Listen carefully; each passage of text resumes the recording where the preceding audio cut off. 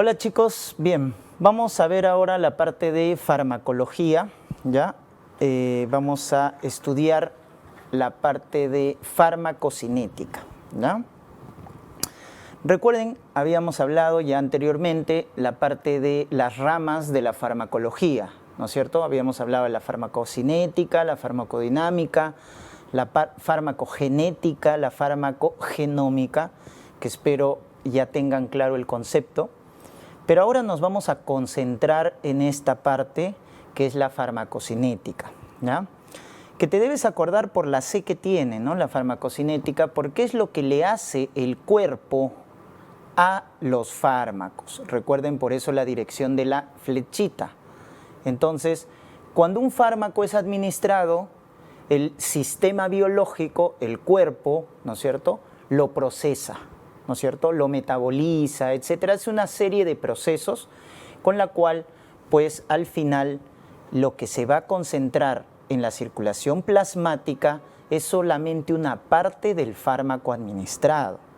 Entonces, justamente, todo ese conjunto de procesos que el cuerpo o los sistemas biológicos le hacen al fármaco es la farmacocinética, ¿ya? Recuérdense así. Es todos los procesos que le hace el cuerpo o los sistemas biológicos al fármaco que es administrado, ¿ya? Muy bien. Entonces, ¿cuáles son esos procesos? La farmacocinética tiene estos procesos, habíamos dicho la mnemotecnia, LADME, ¿no es cierto?, que es la liberación, la absorción, la distribución, el metabolismo y la excreción, ¿ya? Entonces, esto es como un camino, ¿no?, como una carretera en la cual el fármaco al final tiene que llegar a su receptor, a su célula u órgano diana para producir un efecto terapéutico. Entonces, ¿en qué consiste, por ejemplo, lo que es la liberación?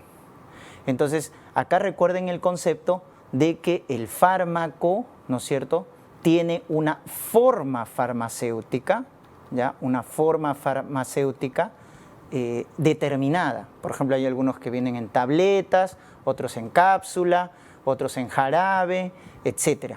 Entonces, tiene una forma farmacéutica que contiene a lo que es el principio activo, que es el fármaco en sí, ya habíamos hablado, y los excipientes, ¿verdad?, que es la parte no activa. Y todo esto, recuerden que es el medicamento, ¿no? El medicamento es el principio activo más el excipiente dispuestos mediante una forma farmacéutica.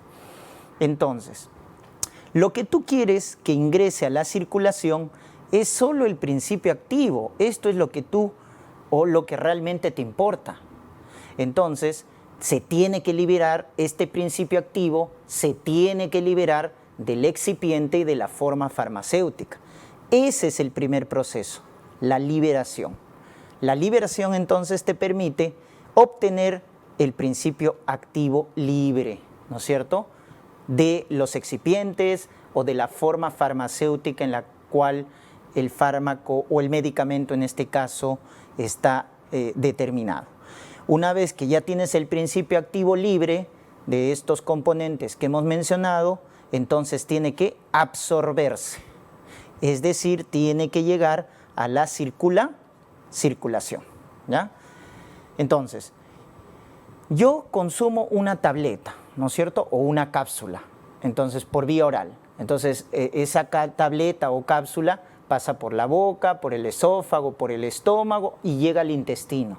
Y recién en el intestino, esa cápsula o tableta va a liberar al principio activo. Y recién ahí es donde se absorbe. ¿Dónde se va a absorber entonces en este caso? Se va a absorber en el intestino, ¿no es cierto? En el intestino que tiene membranas. Obviamente tiene membranas lipídicas y de esa manera se va a absorber el fármaco, ¿no? Como si fuera un nutriente. Se absorbe. ¿Y a dónde pasa? A la circulación. A la circulación. Y luego de la circulación va a pasar a los tejidos, ¿correcto? Eso es lo que se llama la distribución. Entonces, una vez que llega a la circulación, llega a los tejidos, donde tiene su órgano diana, donde va a ser la acción farmacológica Eso ya lo vamos a ver en la farmacodinamia, ¿no? Cuando ya el fármaco, el principio activo, llega a los receptores y modifica la función de la célula. Pero a la par, ¿no es cierto?, que ha llegado a la circulación, una parte va a ir al hígado, porque recuerden, todo lo que absorbemos, por ejemplo, en el intestino, va a pasar por la vena porta y llega al hígado. ¿Y el hígado qué lo va a hacer? Lo va a metabolizar, ¿correcto? O también llamado biotransformación. Y luego finalmente ya se va a eliminar lo que queda, los metabolitos secundarios o ya el principio activo como tal, inalterado, luego finalmente se va a eliminar, ¿ya? Entonces, más o menos ahí hemos visto estos procesos en cadena, cómo se suscitan, y es lo que justamente involucra la farmacocinética, ¿ya? Es todos los procesos que el cuerpo le hace al fármaco, acuérdense, ¿ya?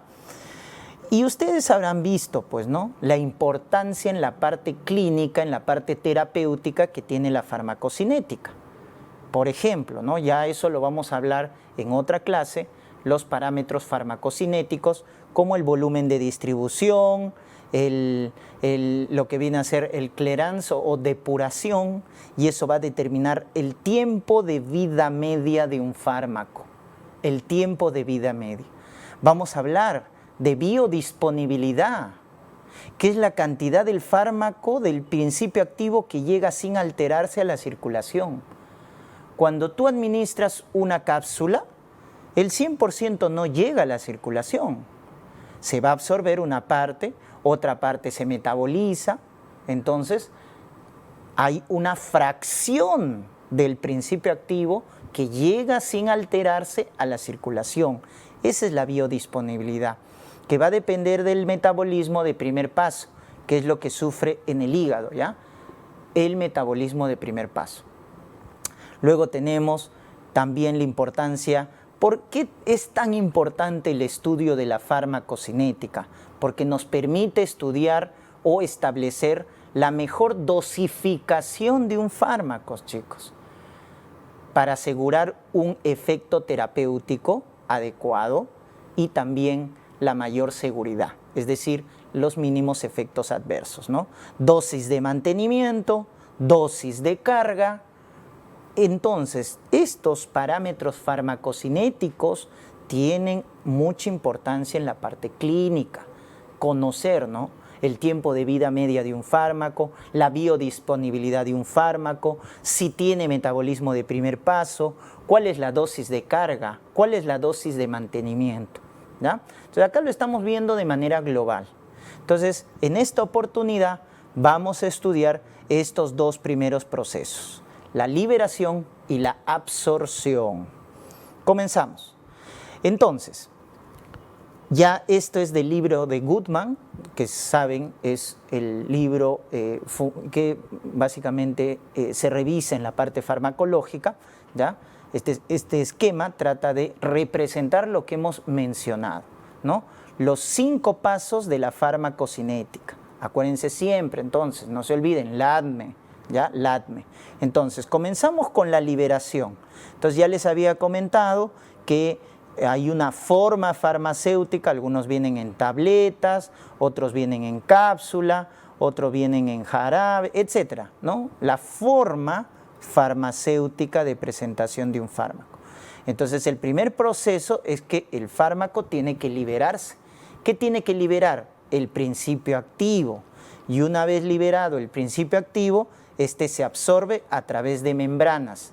Entonces, acá va a haber un mecanismo de transporte que permite la absorción, ¿no es cierto? Si es por vía oral, será en el tubo digestivo, pero hay también otras vías de administración, etcétera, ¿ya? Que vamos a ir comentando. Acá quiero hacerles recordar que no es lo mismo, ojo, no es lo mismo lo que es la vía de administración con la zona de absorción. Algunos confunden este término. En muchos casos no es lo mismo. Entonces, la vía de administración, por ejemplo, es la vía oral. ¿Pero dónde se absorbe? En el intestino, en la mucosa intestinal. Entonces, como se dan cuenta, es diferente, ¿no? La vía de administración es cómo voy a, en este caso, prescribir, ¿no es cierto?, un determinado medicamento. Entonces ahí vamos a estudiar las vías de administración. Hay vías orales, vías parenterales y otras vías que vamos a comentar. Entonces esa es la vía de administración, es cómo voy a prescribir un fármaco. ¿Estamos? Y la zona de absorción, como su nombre lo dice, es la zona por el cual el principio activo llega a la circulación, porque la circulación se va a conocer con el nombre de, en este caso, compartimiento central. Entonces, la zona donde el principio activo llega a la circulación sistémica, esa va a ser la zona de administración. En algunos casos coincide. Por ejemplo, si yo te digo la vía de administración sublingual, entonces la vía de administración sublingual, ¿no?, debajo de la lengua, también ahí mismo el principio activo se absorbe. Entonces ahí sí coincide, ¿no? Pero si es la vía oral, no, pues. Si es la vía parenteral, tampoco, ¿no? Entonces, es diferente, ¿ya? La vía de administración es cómo se administra un determinado medicamento, y ahí vamos a estudiar la vía enteral, la vía parenteral, etc. Y la zona de absorción es la zona por la cual el principio activo llega a la circulación sistémica. Una vez llegado el fármaco a la circulación sistémica, que es su compartimiento central, va a unirse a lo que viene a ser, ¿no es cierto?, proteínas que hay en la circulación. Si este fármaco es liposoluble, va a tener buena unión a proteínas. Si es liposoluble, tendrá menos unión, perdón, si es liposoluble, tiene bastante unión a proteínas, porque no puede ir libre en el plasma. Recuerden que el plasma es líquido, es agua. Entonces, si es liposoluble este fármaco, tendrá que unirse a bastantes proteínas. Pero si es hidrosoluble, entonces tendrá baja unión a proteínas, ¿verdad? Muy bien. Y luego, obviamente, esta fracción libre llega al sitio de acción, que son los receptores, pues, ¿no? La fracción libre, provocando un efecto terapéutico, que es la farmacodinámica, que será motivo de otra charla. Ya está. También hay reservorios, hay sitios de acción no deseado, etcétera, ¿no? ¿Y qué estamos viendo ahí entonces? La distribución. Todo esto viene a ser ya la distribución, ¿no? O sea, el paso del fármaco libre, del principio activo, hacia los diferentes tejidos, ¿correcto? Hacia los diferentes tejidos. Entonces yo te puedo preguntar de varias maneras. Cuando un medicamento se separa de los excipientes de su forma farmacéutica, entonces, y deja libre al principio activo, ¿cómo se llama ese proceso? Liberación. ¿Cómo se llama el proceso en el cual el principio activo pasa a la circulación sistémica? Absorción.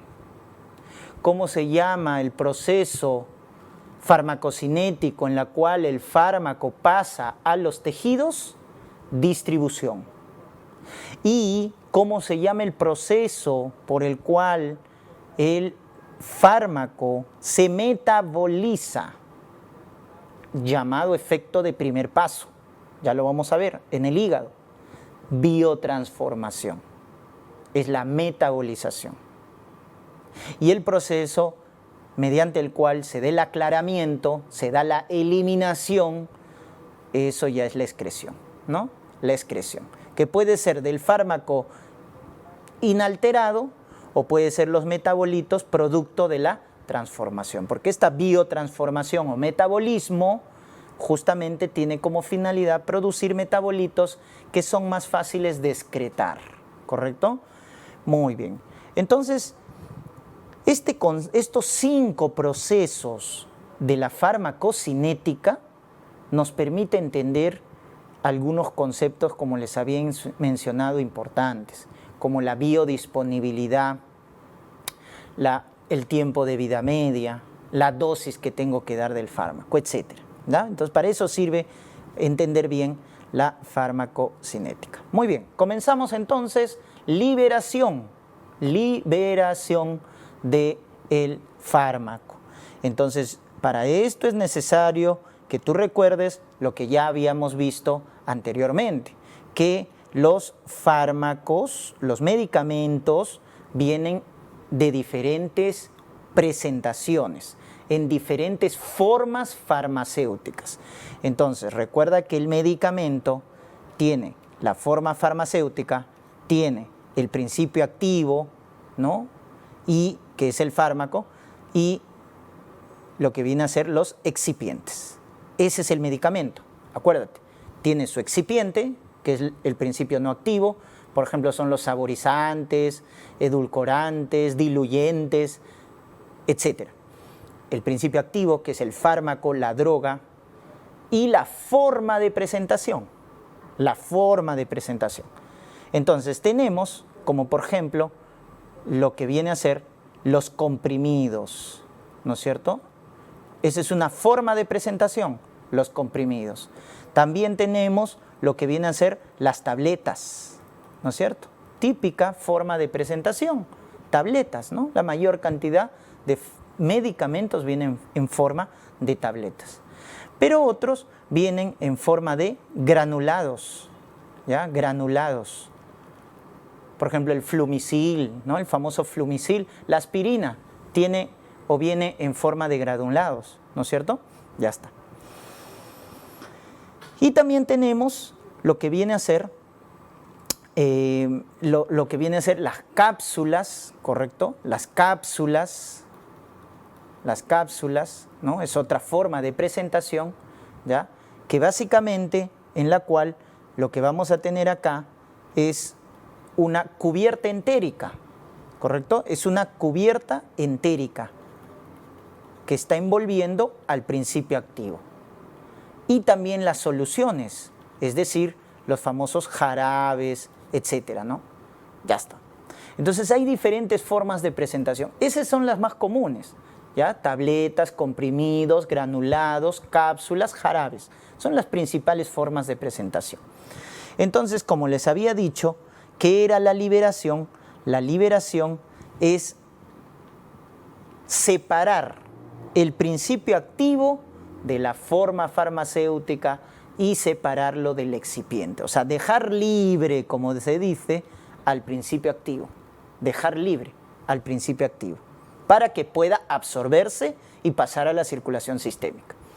Entonces, son tres los procesos de liberación. Miren, tenemos la desintegración, la disgregación o desagregación, también llamada disgregación o desagregación, y la disolución. Son tres procesos que van a depender de la forma farmacéutica. Entonces, miren, la forma farmacéutica es la que va a determinar qué tipo de proceso dentro de la liberación se va a realizar. Entonces, si la forma farmacéutica es un comprimido o una tableta, como están viendo acá en la imagen, entonces va a ser los tres procesos. Va a ser la desintegración, luego la desagregación y luego la disolución. En ese orden, ¿no? Porque como se dan cuenta, miren, la desintegración, entonces lo convierte en gránulos, o sea, moléculas más pequeñas. Esos gránulos todavía se convierten aún en moléculas más pequeñas, es la desagregación o disgregación, ¿ya? Y finalmente se disuelven, ¿no es cierto? Se disuelven, la disolución. Entonces, cuando yo consumo una tableta o un comprimido, hace los tres procesos. Se desintegra, se desagrega y se disuelve. Hace los tres procesos. Pero si yo consumo un medicamento que viene en forma de granulados, entonces ya no va a ser el primero, pues, porque ya nos está dando una forma farmacéutica que es más simple de liberar, porque solamente va a ser desagregación y disolución. Por eso los granulados tendrán mayor cantidad para absorberse. Se dan cuenta ya cómo la forma farmacéutica también va a influenciar en la absorción. Entonces te pregunto, ¿quién será mejor para absorberse? ¿Una tableta o un granulado? Un granulado, pues, porque es más fácil de liberarse. Y todavía más fácil, las cápsulas y los jarabes o soluciones. Porque las cápsulas o jarabes o soluciones De frente se disuelven. La cápsula simplemente tiene una envoltura entérica que se va a disolver, por ejemplo, ¿no? El famoso ibuprofeno que viene en cápsulas, ¿ya? Entéricas, se llama así porque esa cápsula se va a romper con el pH ácido, el principio activo se libera, pasa al intestino y en el intestino se absorbe. ¿Se dan cuenta? Entonces el único proceso que va a hacer la cápsula es la disolución. Simplemente se rompe su envoltura y ya está listo para disolverse y proporcionar el principio activo. Igual los jarabes ya están en medio de disolución. ¿Se dan cuenta? Entonces, acá también acuérdate que la forma farmacéutica va a determinar también o va a influenciar en el proceso de absorción, ¿no? No es lo mismo una cápsula que un granulado o que una tableta, ¿no? Entonces, ¿quiénes son más fáciles de o tendrán mayor velocidad de absorción? Los jarabes, las cápsulas, luego estarán los granulados y luego al último los comprimidos o las tabletas, ¿no? Dependiendo, miren, el tipo de liberación que va a ser cada forma de presentación. Muy bien, espero que se haya entendido entonces el proceso de liberación. Luego tenemos acá el proceso de absorción. Entonces ya tienes a tu principio activo, ya está, ya lo liberaste. Ahora, ¿qué tiene que pasar? Este principio activo tiene que absorberse, ¿no es cierto? Tiene que absorberse. Entonces, esa cantidad de principio activo o fármaco que ingresa a la circulación sistémica sin alterarse, va a ser lo que se llama biodisponibilidad, ¿ya? Entonces ya les voy diciendo que la biodisponibilidad es la concentración. Entonces tú al inicio diste una dosis, ¿no es cierto? Una dosis, 500 miligramos de amoxicilina. Pero ¿cuántos de esos 500 miligramos va a llegar sin alterarse a la circulación? Entonces, esa concentración del fármaco que llega a la circulación sin alterarse se llama biodisponibilidad, ¿ya? Entonces, miren que la absorción es simplemente el paso de lo que viene a ser el principio activo a la circulación sistémica, que viene a ser el compartimiento central, ¿ya? Y eso va a estar determinado por diferentes factores, ¿ya? Entonces, diferentes factores van a influenciar en el proceso de absorción. Recuerden que no es lo mismo el sitio o zona de absorción que la vía de administración, ¿ah? Ojo que va a influenciar, la vía de administración va a influenciar en lo que viene a ser la absorción, definitivamente. No es lo mismo dar un medicamento por vía oral que un medicamento por vía parenteral, no es lo mismo, por eso va a influenciar. ¿Ya? Va a influenciar. La vía de administración, que es la forma como se prescribe un medicamento. Es la forma como se prescribe un medicamento. Diferente a zona de absorción o sitio de administración, que es la zona en la cual el principio activo se va a absorber. Ya les había puesto el ejemplo. Entonces yo administro por vía oral, pero la zona de administración o zona de absorción es la mucosa del intestino. Entonces no se confunda. ¿Qué otro factor influye en la absorción?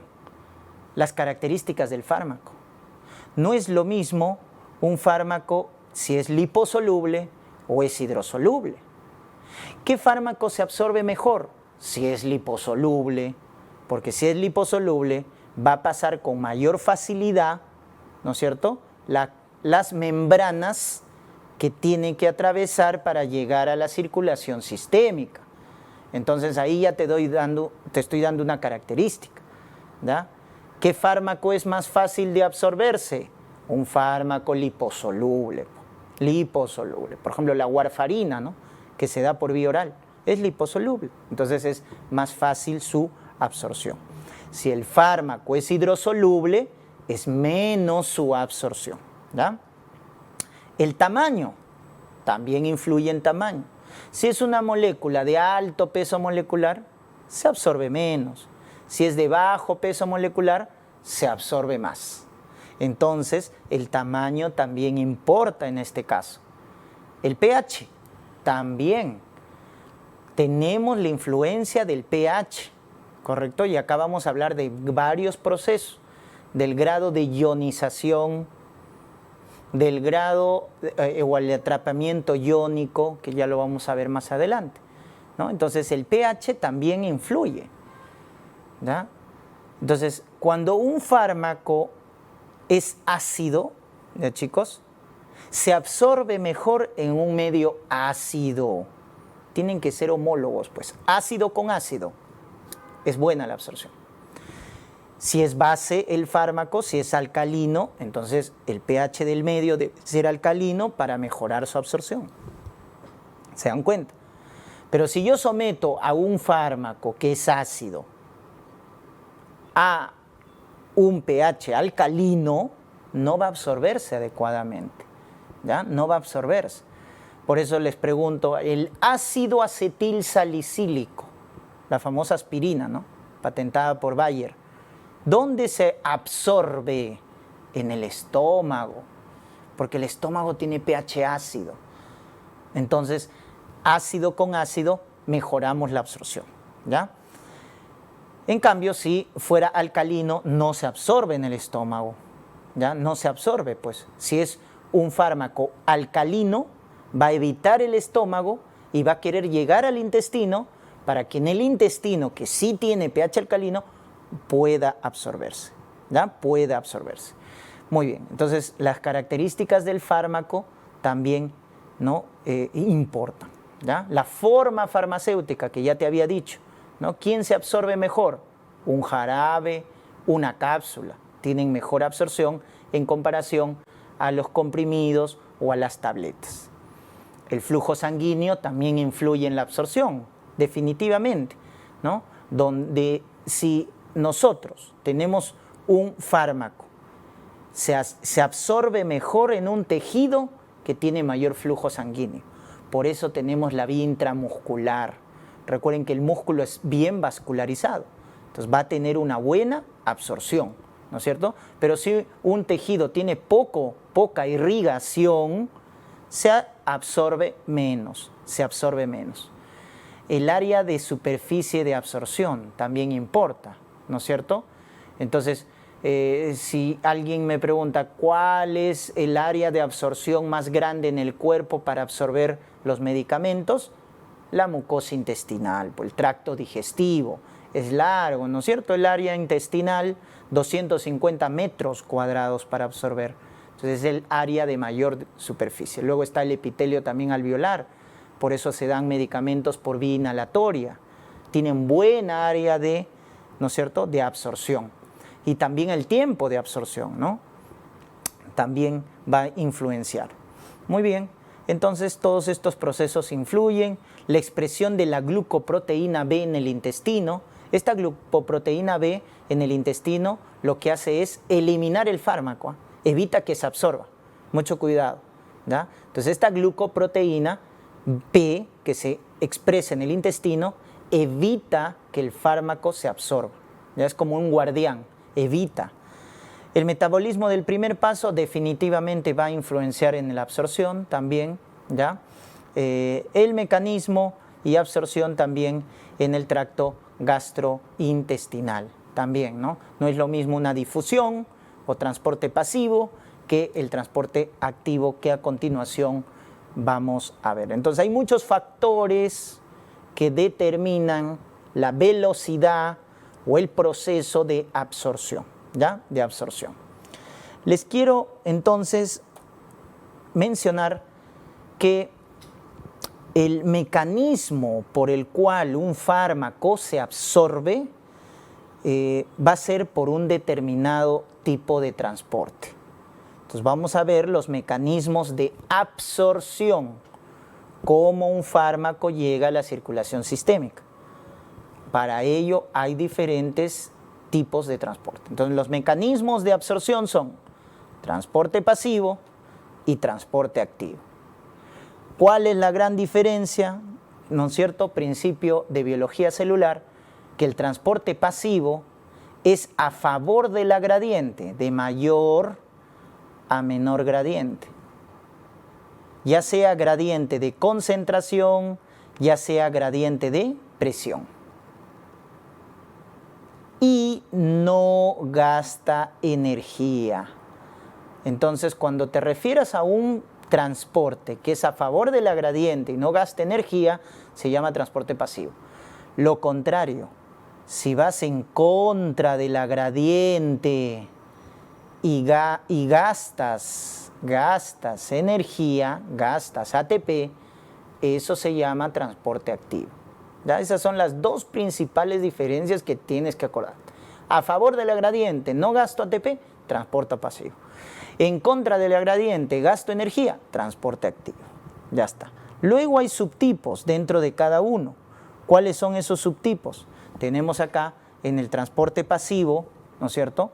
Miren, la famosa difusión simple y la llamada difusión facilitada. ¿Ya? También un transporte paracelular, ¿ya? Paracelular, ¿no? Por las uniones intercelulares. ¿Ya? O la difusión simple, que a diferencia de la difusión facilitada, ¿cuál es la diferencia? Que en la difusión facilitada estamos teniendo acá un transportador, una proteína transportadora conocido con el nombre de carriers. Entonces, si el transporte pasivo no utiliza carriers, es a través de la membrana lipídica, se llama difusión simple, cuando es a través de la membrana lipídica. ¿Qué sustancias van a hacer difusión simple? Las sustancias liposolubles, pues chicos. Si una sustancia es liposoluble, va a difundirse sin necesidad de un carriers a través de la membrana, porque la membrana es lipídica, recuérdense. Entonces, difusión simple. Entonces, todas las sustancias que tengan composición liposoluble van a hacer difusión simple, ¿correcto? Van a hacer difusión simple a través de la bicapa de lípidos de la membrana y no necesitan carriers, ¿ya? Muy bien. Pero, ¿qué pasa si una sustancia es hidrosoluble, pero es pequeñita? Como por ejemplo, el agua. Entonces, el agua, ¿no es cierto? El agua es una sustancia hidrosoluble, pero es pequeña. Entonces, esta molécula también va a ser un transporte pasivo, pero ya no se le va a llamar difusión simple, se le va a llamar filtración. Filtración, ¿correcto? ¿Por qué? Porque va a utilizar las proteínas de la membrana como poros, las famosas acuaporinas. Entonces, de esa manera también se transporta, ¿ya? Entonces, acá hay una gradiente de presión. En el agua hay presión, pues cuando algo es líquido, eso es gradiente de presión, ¿no? Como ocurre en el riñón también. El riñón, para filtrar, hace una gradiente de presión. Entonces, si la sustancia es liposoluble, difusión simple. Si la sustancia es hidrosoluble y pequeñita, utiliza los poros de la membrana, que son proteínas que forman poros y que por lo tanto permiten la difusión. Eso se llama filtración. Entonces, en la difusión, obviamente tenemos dos tipos. Difusión simple, en la cual se transportan sustancias lipídicas, y filtración, donde se transportan moléculas hidrosolubles pero pequeñas. Y la característica de estos dos procesos, filtración y difusión simple, es que no son saturables, no se saturan. Entonces, si yo aumento la concentración o presión, favorezco el transporte y no se satura el mecanismo de transporte. A diferencia de la difusión facilitada, que habíamos dicho, miren, tiene una proteína especializada en hacer el transporte de esta molécula hidrosoluble, pero que ya tiene alto peso molecular. Entonces no va a poder atravesar la bicapa de lípidos y tampoco va a utilizar los poros cuando es hidrosoluble y de alto peso molecular. Entonces ahí utiliza un carriers y ahí se llama difusión facilitada cuando utiliza un carriers. Ejemplo, la glucosa, ¿no? Cuando utiliza el GLUT. La glucosa, para absorberse, ¿no? Utiliza el GLUT, ¿correcto? Para, por ejemplo, a nivel del tejido muscular, a nivel del tejido adiposo, ¿ya? Para que la glucosa pase hacia el tejido adiposo, hacia el músculo, hacia el hígado, utiliza los famosos GLUT, que son carriers, ¿correcto? Muy bien. Y la diferencia, entonces, entre difusión facilitada y simple filtración es que este sí se satura, porque depende del carriers. Y si ha ocupado todos los carriers, entonces empieza a saturarse y ya no puedo transportar más. Por lo tanto, acá hay un límite en el transporte, ya que se satura, ¿no? Ya que depende del carriers. Miren la diferencia. Ya está. Transporte activo, habíamos dicho que es con gasto de energía. Y acá tenemos el primario y el secundario, ¿correcto? Ya está. ¿Cómo es el transporte activo primario? Las famosas bombas que consumen ATP. La famosa bomba de sodio-potasio, miren, ahí está, saca 3 sodios, mete 2 potasios. La bomba de hidrogeniones con potasio, que lo vemos en la célula parietal del estómago para producir ácido clorhídrico. La bomba de calcio en el músculo esquelético, músculo cardíaco. Entonces, esas determinadas bombas son el ejemplo del transporte activo primario, ¿ya? Bomba de sodio-potasio, bomba de calcio, bomba de hidrogenión-potasio. ¿Ya? Son el transporte activo primario. El secundario es el llamado cotransporte. El cotransporte, o sea, es el que utiliza de manera secundaria el gradiente iónico que produjo la bomba y permite ya sea el antiport o el simport, porque acá hablamos de un cotransporte, que puede ser en diferente dirección. Mira, el sodio entra y la sustancia sale, antipor. O en la misma dirección, el sodio entra y la otra sustancia entra, simpor. O sea, hay dos tipos de cotransportador. Entonces, eso de ahí se llama transporte activo secundario, ¿ya? En diferente dirección, antipor. En la misma dirección, simpor. Pero para que se dé esto, ¿ya? Tiene que utilizarse previamente, miren, el gradiente de una bomba. El gradiente de una bomba, ¿ya? Entonces, para que ustedes puedan entender esto, ¿no? Decimos, por ejemplo, en la glucosa que les había comentado. La glucosa se utiliza el famoso GLUT, por ejemplo, que está en el tejido adiposo, en el músculo, es el GLUT4. Entonces, eso es difusión facilitada, porque ese GLUT4 es su carriers. Pero la misma glucosa, chicos, necesita para absorberse, por ejemplo, en el intestino. ¿Cómo se absorbe la glucosa? Junto con sodio. Por eso el suero, si te has dado cuenta, el suero que tiene agua, sal y azúcar. ¿Por qué? ¿Por qué cuando hidratas das agua, sal y azúcar? Porque la sal que contiene sodio va a permitir absorber a la glucosa en el intestino, ya que la glucosa en el intestino se absorbe por un cotransporte con sodio. Y este es un transporte activo secundario, porque es un simpor. Acá es otra proteína transportadora que se le llama CGLT1. CGLT1. Entonces mira cómo una misma sustancia, estamos poniendo ejemplo la glucosa, puede tener difusión facilitada si es un carrier y no gasta energía, o transporte activo secundario porque es un simport y utiliza también un carrier, pero que en este caso se gasta energía porque para tener este sodio afuera hemos tenido que utilizar la bomba de sodio y potasio. Recuerda que la bomba de sodio y potasio te saca 3 sodios y te mete 2 potasios. Ese sodio que sacó la bomba va a permitir la entrada de glucosa en un simport. por eso se llama transporte activo secundario, ¿ya? Muy bien, entonces, transporte activo primario, bombas, transporte activo secundario, cotransportes, antiport o sin port, ¿correcto? Ya está. Al igual que la difusión facilitada, estos de acá, como utilizan proteínas transportadoras, también utilizan carriers, pero gastan energía, esa es la diferencia, también son saturables.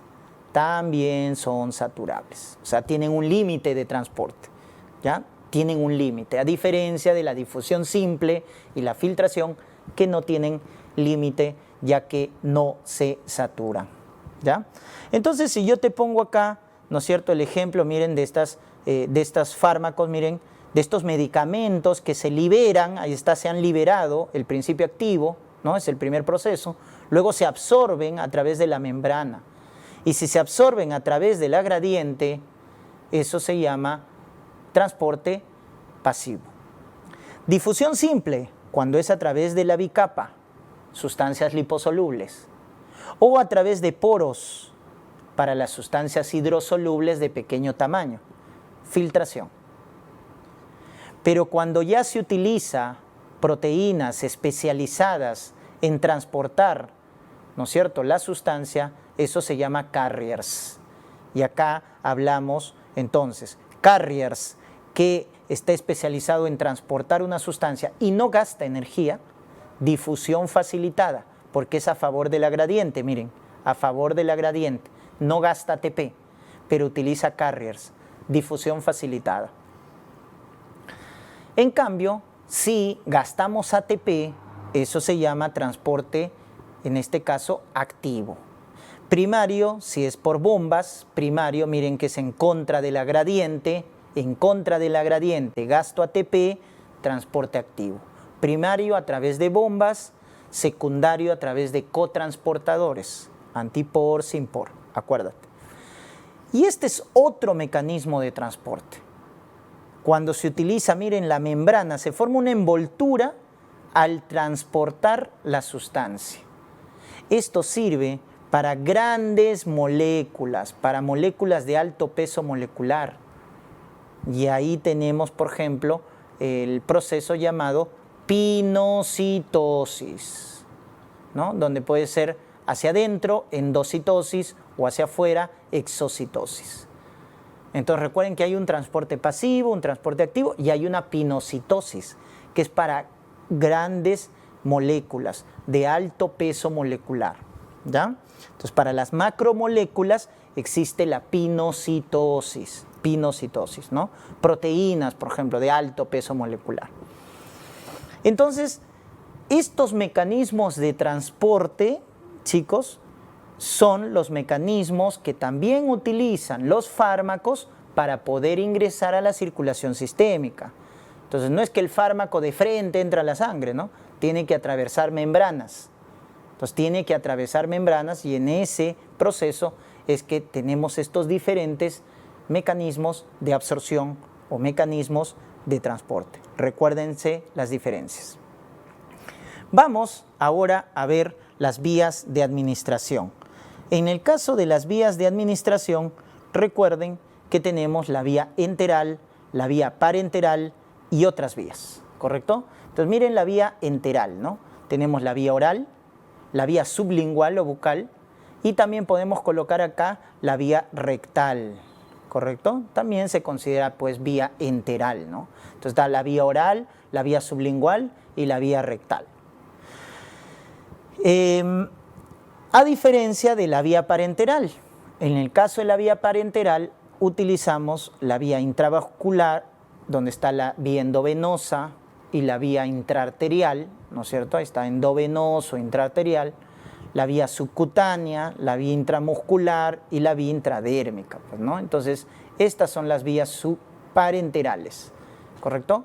La vía endovenosa, la vía intramuscular, la vía subcutánea, intradérmica, es vía parenteral. Y luego ya tenemos las otras vías que se utilizan ya en casos específicos, ¿no? Como ustedes recordarán, esas son las vías más utilizadas, la enteral y la parenteral. Pero ya cuando utilizamos otras vías es en casos específicos, ¿no?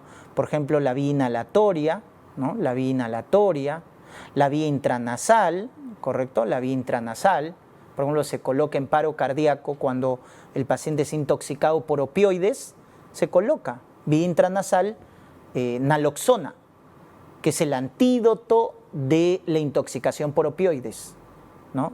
Naloxona por vía intranasal, ya está. Vía inhalatoria, ¿no? En las crisis asmáticas, salbutamol, fenoterol por vía inhalatoria. Por vía tópica, pues, ¿no? Por vía tópica también las cremas, ¿no? Las cremas, todo el tratamiento dermatológico a veces que se emplea. También tenemos la vía transdérmica, ¿no es cierto? La vía ocular, en casos de conjuntivitis, etcétera, queratitis, úlceras corneales. La vía óptica, ¿no es cierto? La vía óptica. La vía transdérmica, ¿no? En forma de parches. Por ejemplo, los nitratos se pueden colocar en parches, ¿no? Y entonces también se pueden liberar de forma retardada, ¿ya? La vía epidural, ¿ya? La vía epidural también, ¿no? En anestesiología se emplea bastante, ¿ya? También la vía vaginal, en casos de infecciones ginecológicas, los óvulos se colocan por vía vaginal.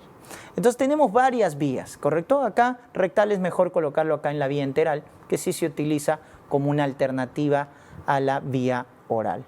Bueno, vamos a comentar algunos aspectos importantes. Por ejemplo, la vía más utilizada es la vía oral, definitivamente. Es la vía, digamos, más utilizada, pero es errática, ¿ya? En su absorción, porque influyen diferentes factores. ¿Ya? Es errática en su absorción, influyen muchos factores. La biodisponibilidad es baja. En general, los fármacos que se administran por vía enteral tienen baja biodisponibilidad en comparación a la vía parenteral, que va a proporcionar mayor concentración del fármaco. Entonces tiene más biodisponibilidad las de vía parenteral, ¿no es cierto? Las de vía enteral tienen más metabolismo de primer paso. Tal es el caso de la vía oral, tiene bastante metabolismo de primer paso. También la vía rectal tiene bastante metabolismo de primer paso por el hígado. El hígado metaboliza bastante a los medicamentos que se dan por vía oral y por vía rectal. ¿Saben cuál es la excepción? La vía sublingual. Hay que tener mucho cuidado con la vía sublingual, porque es la vía de administración que se diferencia de las otras vías enterales. Entonces, la vía sublingual tiene mejor biodisponibilidad que la vía oral y la vía rectal. Tiene menos efecto de primer paso, es decir, se comporta como una vía parenteral. Por eso es que se utiliza esta vía, ¿correcto? Porque se comporta como la vía parenteral. Tiene bastante biodisponibilidad y evita el metabolismo de primer paso. ¿Por qué? Porque las venas linguales, ¿dónde drenan, chicos? En la vena cava superior, y de la vena cava superior pasa a la circulación sistémica y evita el hígado. Entonces, la clásica pregunta donde te dicen ¿cuál es la mejor vía enteral? La vía sublingual es la mejor vía enteral, ¿no? Porque se parece a la parenteral. Evita el metabolismo de primer paso. Evita el metabolismo de primer paso. Tiene una buena biodisponibilidad. Entonces, esa es la vía sublingual. Acuérdate, ¿eh? Acuérdate, ¿ya? Muy bien. El problema es que muy pocos fármacos se administran por vía sublingual, o sea, contados, ¿no? El más conocido, por ejemplo, la nitroglicerina por vía sublingual, cuando un paciente está teniendo un infarto agudo de miocardio, ¿no? La aspirina también viene por vía sublingual.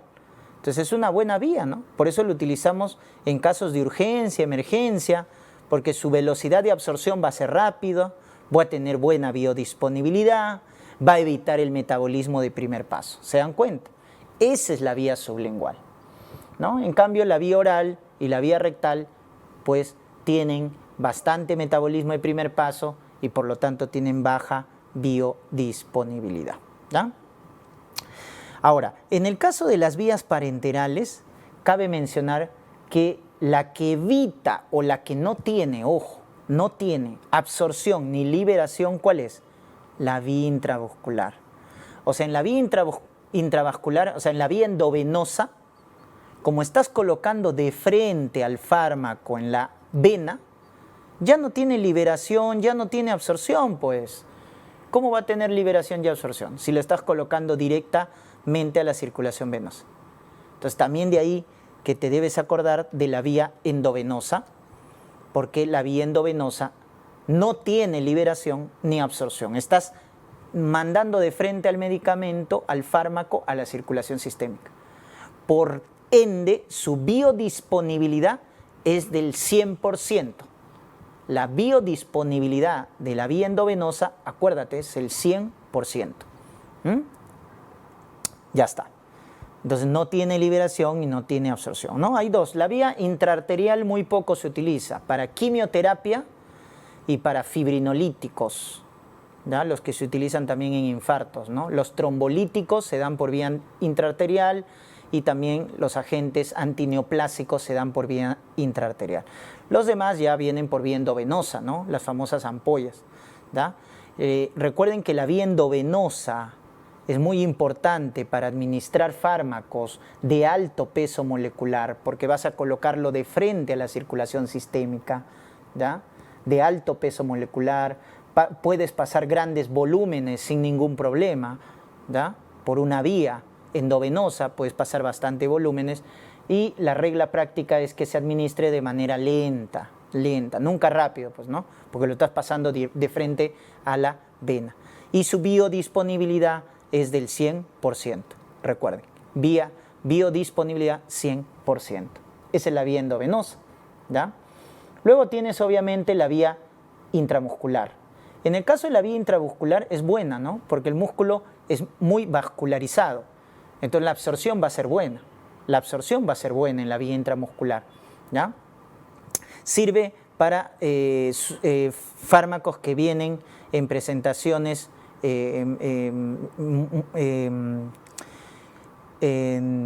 lipídicas, ¿no es cierto? Cuando son oleosas, recuerden, ¿no?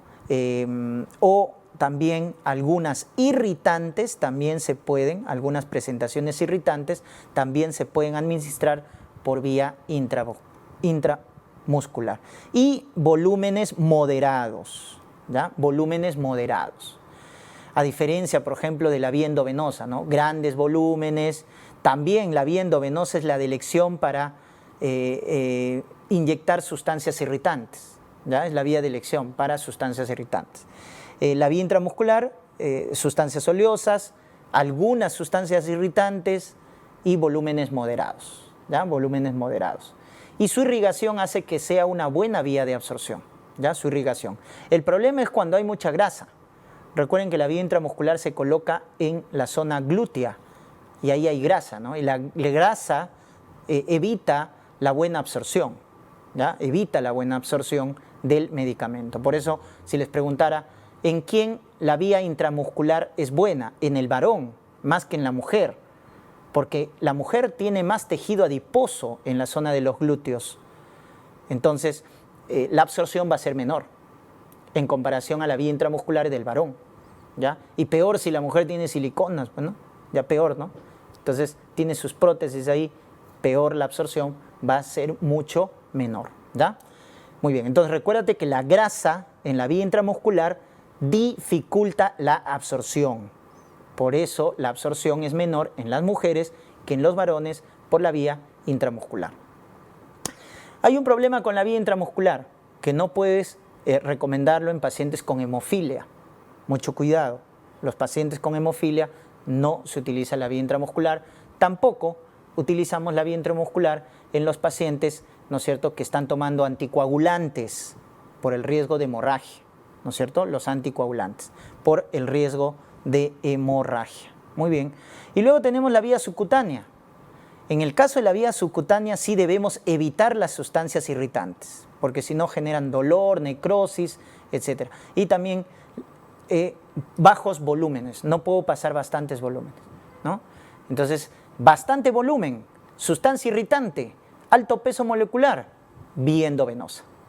Sustancias oleosas, algunas irritantes, volumen moderado, vía intramuscular. Poco volumen, no sustancias irritantes, vía subcutánea, ¿ya? Y la intradérmica es en casos también especiales parecida a la vía subcutánea también, bajos volúmenes, no sustancias irritantes, ¿no es cierto? Ya está. Muy bien, quiero que vean esto de acá, que es muy importante en el sentido de que te explica la velocidad de absorción de los fármacos en función de su vía de administración. Miren cómo es la curva de la vía intravenosa. Quiero que vean, miren, no es una curva, es una línea que va desde arriba hasta abajo. ¿Por qué comienza desde arriba? Porque recuérdate que la vía intravenosa no tiene absorción. Su biodisponibilidad es del 100%. Estás colocando de frente a la circulación. Entonces su biodisponibilidad es 100%. No tiene absorción. Tú lo estás colocando en la circulación al medicamento. Entonces por eso es así su curva, mire. Es así. ¿Estamos? Es el que tiene mayor biodisponibilidad y va a tener poco metabolismo también de primer paso, ¿ya? A diferencia, por ejemplo, ya bajamos la vía intramuscular, ¿no es cierto? Acá miren, tiene esta curva. Esa es de la vía intramuscular. ¿Estamos? Esa es la vía intramuscular. Entonces la que se parece un poquito más a la vía endovenosa, ¿no? La intramuscular. Ya está. Luego también tenemos, ¿no es cierto?, la vía subcutánea. Ahí está la vía subcutánea. Vamos a ponerle de un color amarillo más claro. Esa es la vía subcutánea. Miren cómo es la curva. Está por debajo de la vía intramuscular, en lo que es la velocidad de absorción. ¿Correcto? En la velocidad de absorción. Y la peor viene a ser esta de acá, que es la vía oral. Miren, más errática, pues, ¿no? Más errática. Tiene mucho metabolismo de primer paso, tiene baja biodisponibilidad, la vía oral, ¿no? Y la peor, si quieres, la peor es la vía rectal. La vía rectal es la peor, ¿ya? Entonces miren cómo la velocidad de, en este caso, absorción, difiere, ¿no? Intramuscular, subcutáneo, vía oral, vía rectal, ¿correcto? Vía rectal. La mejor en términos farmacocinéticos sería la endovenosa, porque no tiene absorción y su biodisponibilidad va a ser el 100%. Pero de las otras vías, miren, en ese orden, intramuscular, subcutáneo, vía oral y vía rectal, ¿ya? La velocidad, obviamente, de absorción, ¿no? Recordemos el término de lo que viene a ser la biodisponibilidad, porque es un parámetro farmacocinético importante. Entonces miren, la biodisponibilidad, ya que se denota con la letra F, denota la cantidad del fármaco que alcanza la circulación sistémica, ¿no es cierto?, sin alterarse. O sea, esa parte del fármaco que alcanza la circulación sistémica en relación a la cantidad del fármaco administrado. Entonces vamos a poner un ejemplo, vamos a poner como que este medicamento es todo esto, ¿correcto? Es todo esto. Este es el medicamento, ¿no es cierto? Ya está. Entonces, de este medicamento, obviamente la mitad, vamos a ponerlo así, es el principio activo, ¿no? Porque lo otro son los excipientes, ¿ya? Entonces, este es el principio activo, más bien lo vamos a poner de otro color, ¿ya? Es lo negrito el principio activo, ¿ya? Es lo negrito. Ya, lo demás es el excipiente, ¿no? El excipiente, la fórmula, la forma farmacéutica. Entonces hemos dicho, pues, ¿no? Excipiente y principio activo. Ya está. Entonces eso tú administras, ¿no es cierto? Tú administras, una parte se va a absorber, otra parte se va a metabolizar en el hígado y se llama metabolismo de primer paso. Entonces, el metabolismo del primer paso es la biotransformación que hace el hígado al medicamento cuando es administrado, ¿ya? Cuando pasa obviamente a la circulación. Entonces, hay una parte de este medicamento que se ha metabolizado en el hígado. Hay una parte que no se ha absorbido. Pero la parte que se ha que ha pasado sin alterarse a la circulación, entonces a esa parte o a esa cantidad del fármaco, miren, que ha pasado a la circulación sin alterarse, porque es lo mismo, es sin alterarse, con respecto a la cantidad del fármaco administrado, es lo que se llama la biodisponibilidad, ¿ya? La biodisponibilidad. Dicho de otra manera, es la concentración del fármaco administrado, ¿no?, que pasa sin alterarse a la circulación, ¿ya?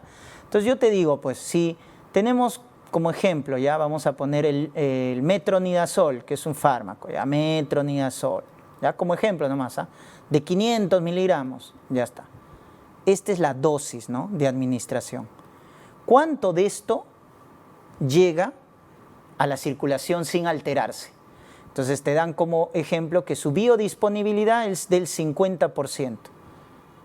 Entonces, de estos 500 miligramos de metronidazol, que es el principio activo, si su biodisponibilidad es 50%, entonces, ¿cuánto es la concentración del fármaco que está en la circulación sin alterarse? La mitad, pues, de los 500, porque 50%, 250 miligramos. Esa sería la biodisponibilidad. ¿Se dan cuenta? Es la concentración del fármaco que está sin alterarse en la circulación con respecto a la dosis. Esto, ojo, es la dosis, 500 miligramos. Y esto viene a ser la concentración. Entonces, la biodisponibilidad es la concentración del fármaco que llega a la circulación sistémica sin alterarse con respecto a la dosis administrada del fármaco. Por eso es este cociente, ¿ya? Por eso es este cociente. Entonces, ¿qué le tienes que restar, no? Porque este medicamento ha tenido esos 250, o sea, si llegó a la circulación 250, ¿qué ha pasado con los otros 250? Una parte no se ha absorbido, otra parte se ha metabolizado en el primer paso. Ahí se ha quedado los 250. Y solo llegó a la circulación 250. Y aprovechamos acá para hablar también del término de bioequivalencia, ¿ya? La bioequivalencia, recuerden, que es un estudio que nos va a determinar que dos fármacos son equivalentes desde el punto de vista farmacocinético. O sea, tengo un fármaco A y tengo un fármaco B. Y lo que hablábamos, ¿no? Un fármaco que tiene un nombre comercial y otro un nombre genérico. Pero para llamarle a ese fármaco que tiene nombre genérico medicamento genérico, tenía que tener un estudio de bioequivalencia que nos diga que ese fármaco con nombre genérico es equivalentemente igual al fármaco de nombre comercial.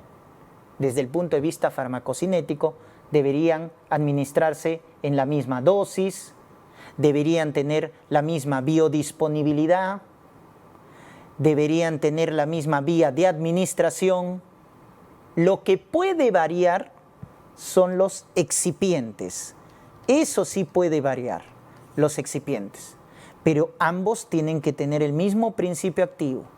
Ambos el mismo principio activo, en la misma dosis, en la misma vía de administración, la misma vía de disponibilidad. Si cumple eso un fármaco genérico con un fármaco de nombre comercial, decimos que hay un estudio de bioequivalencia. Y recién a ese fármaco genérico le llamamos medicamento genérico, acuérdate, cuando hay un estudio de bioequivalencia. Pero acá DIGEMIT brilla por su ausencia. Los fármacos genéricos en el Perú no tienen estudios de bioequivalencia, porque legalmente no les presionan a las industrias farmacéuticas a hacer esos estudios de bioequivalencia. Por lo tanto, en el Perú, chicos, no es lo mismo un fármaco genérico y otro un fármaco comercial. No es lo mismo, chicos. No nos engañemos, porque no hay estudios de bioequivalencia, ¿ya?, que demuestren que dos fármacos son idénticos desde el punto de vista farmacocinético, ¿ya?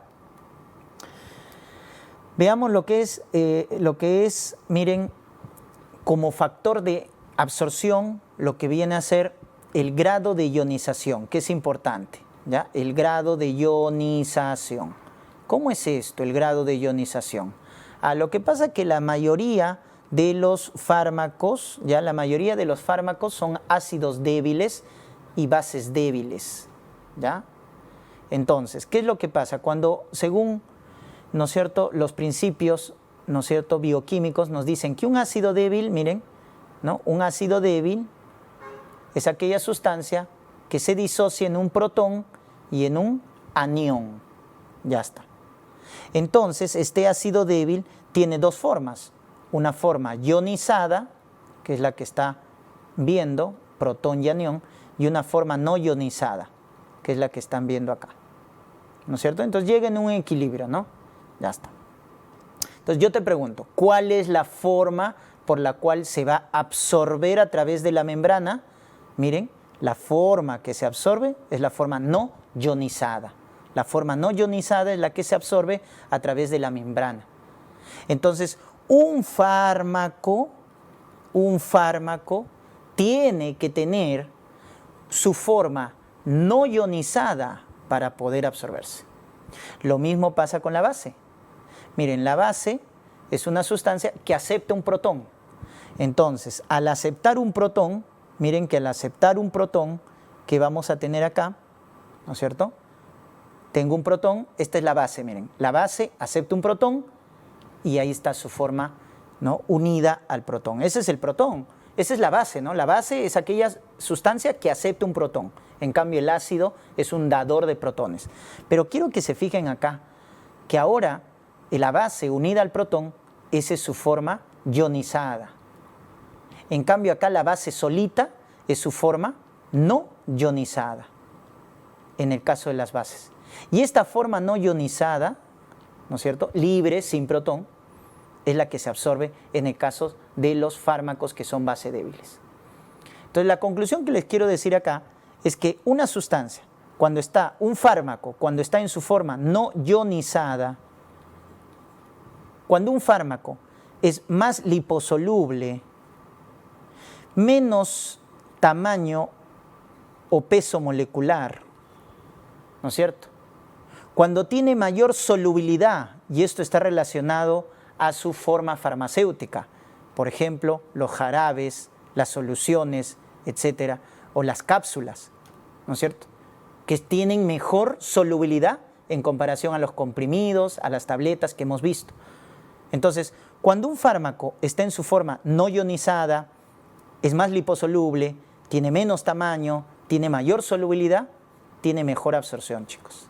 Para eso se estudia la farmacocinética, para ver estos factores que aumentan la velocidad de absorción, ¿ya? Esto tienes que acordar. Entonces, lo que estamos concluyendo es esto de acá, porque lo otro es por lógica, ¿no? Si un fármaco es más liposoluble, va a atravesar más rápido, pues, en comparación el hidrosoluble.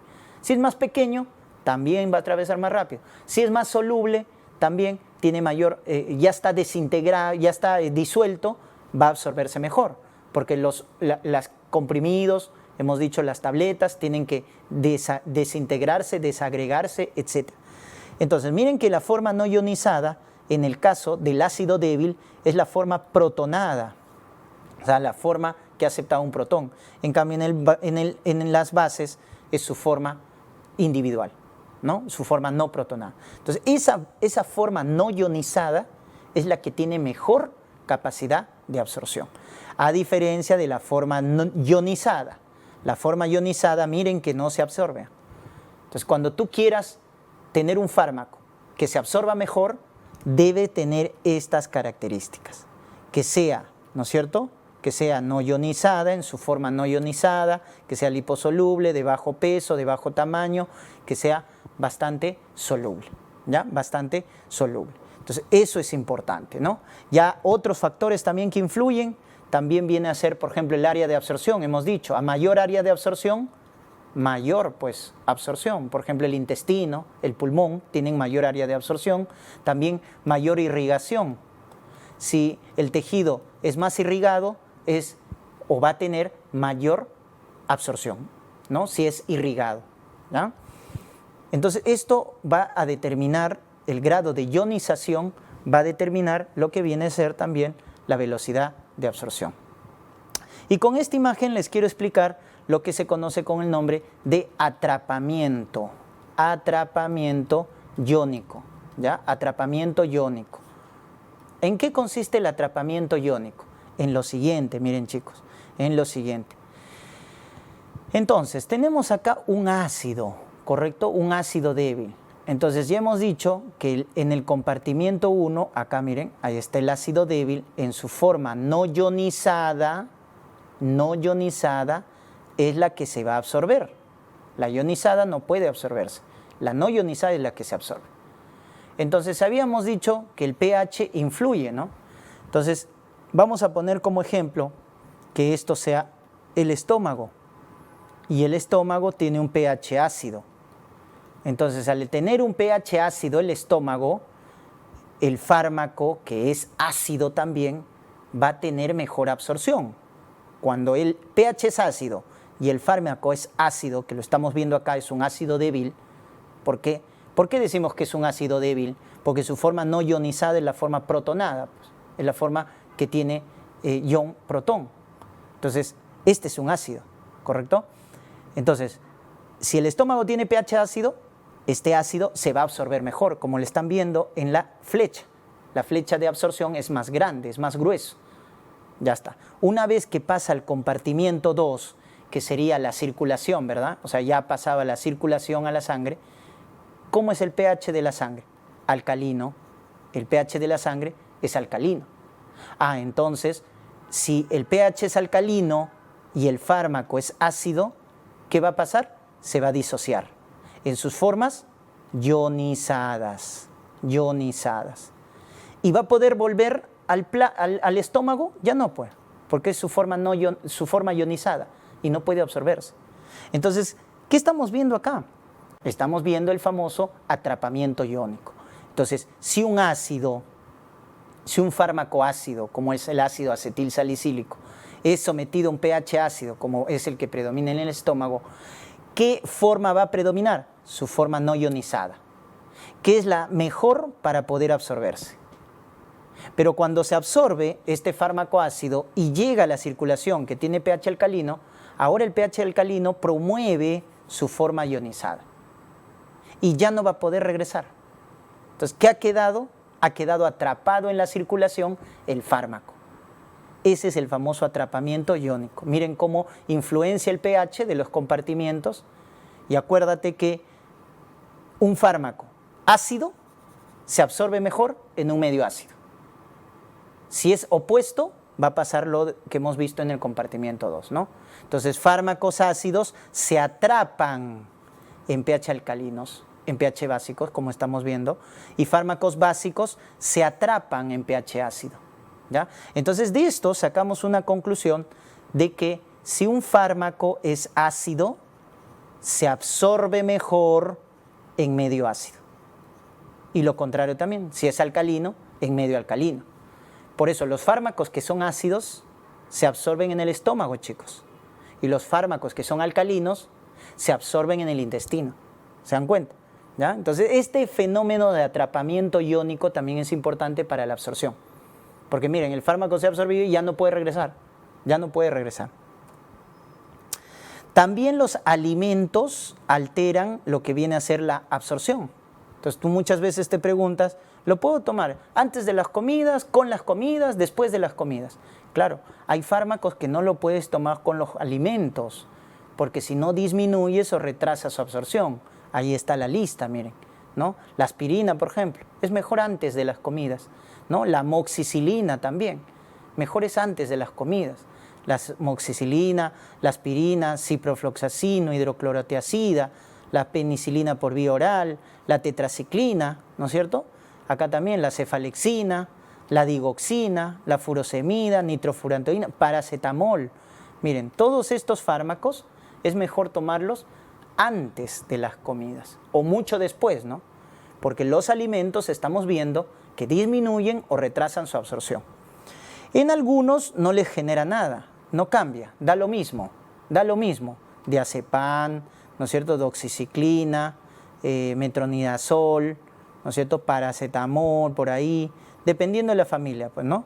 Y en otros casos aumenta su absorción. Entonces los alimentos, miren, juegan en diferente momento. Miren, el caso de las carbamazepinas, en el caso de la eritromicina, la hidroclorotiazide, litio, propranolol, etc. ¿Ya? Entonces, es obviamente enorme, pero recuerden que los alimentos siempre hay que consultar con respecto a si mejoran o son neutros o empeoran la absorción, ¿ya? Porque sí tienen influencia. Ya está. Y el pK de los fármacos. ¿Qué es el pK? El pK te indica, ¿no es cierto?, el pH al cual el fármaco va a tener el 50% de su componente ionizado. Ese es el pK, cuando escuches este término, ¿no? El pK de un fármaco es el pH al cual el 50% del fármaco va a estar en su forma ionizada, ¿ya?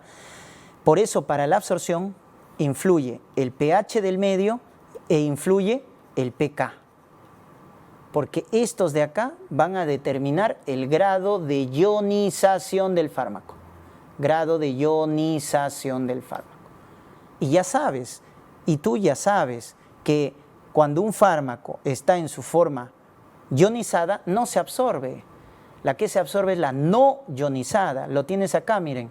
Este es un ácido, ¿no es cierto?, porque está aceptando un protón, y esta es su forma no ionizada, que se absorbe bien, y esto es su forma ionizada. ¿Cuánto es su pK? 4.4. 4.4.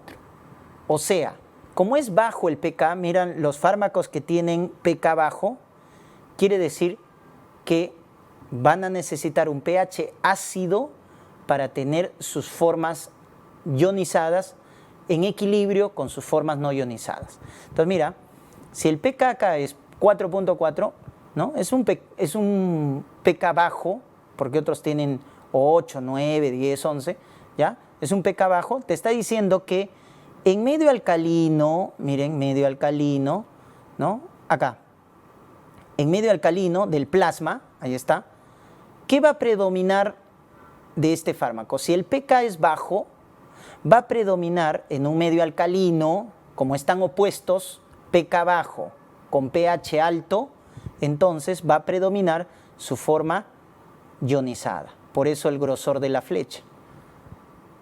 Entonces, como este fármaco, este ácido débil, tiene un pK bajo, si tú lo sometes a un pH elevado, predomina su forma no ionizada. Por lo tanto, no se absorbe. No se absorbe. ¿A qué pH le debes someter a este fármaco que tiene pK bajo?